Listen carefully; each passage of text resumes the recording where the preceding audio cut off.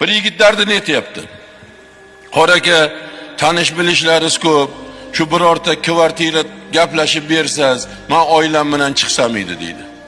Nimaga uyda kelinlar ko'pmi? Siqilib qoldinglarmi? Yo'q, men ayolim, 3 ta bolam, onam deydi. Sizga nima kerak kvartira?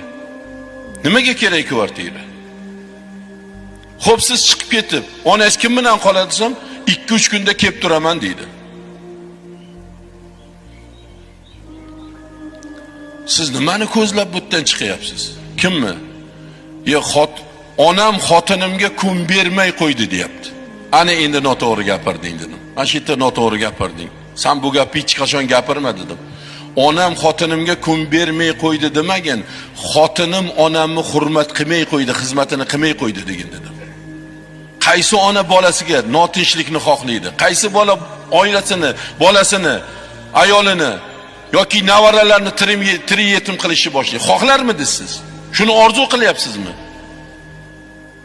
Xotinim onamni hurmat qilmay qo'ydi degin. Eng to'g'ri tashqi shu. Xo'p, mayli kvartira topdik.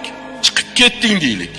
2-3 kundan keyin uyingga onangni xabar olib kelyapsan. Kelsang, onang o'lib yotdi. Qo'li yog'da, og'zi ochilib, yengaga bog'lanmagan, oyog'i bu yoqda, men bu yoqda. Nima qilasan? Afsus qilmaysanmi? Bir umr o'zingni yemaysanmi? Xotiningga aytgin, borgin, sen onamni hurmat qilsang qil. Hurmat qilmasang, katta ko'cha to'la xotin, belim to'la bola.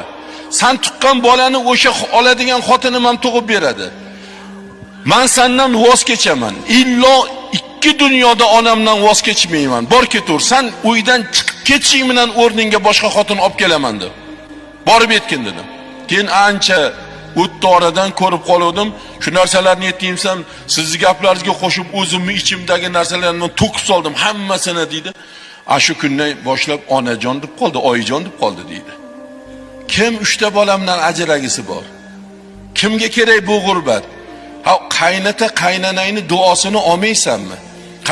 Qaynanang seni onangni ko'rganda, otangni ko'rganda rahmat xudojon, tanijoni sog' bo'lsin. Sizni tarbiya bergan qiziz bizni uyga kelgandan keyin barakotga to'lib ketdi, rahmatga to'lib ketdi.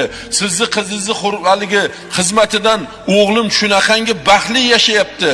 Biz xizmatingizdan rozimiz deb rahmat olib ber otangga.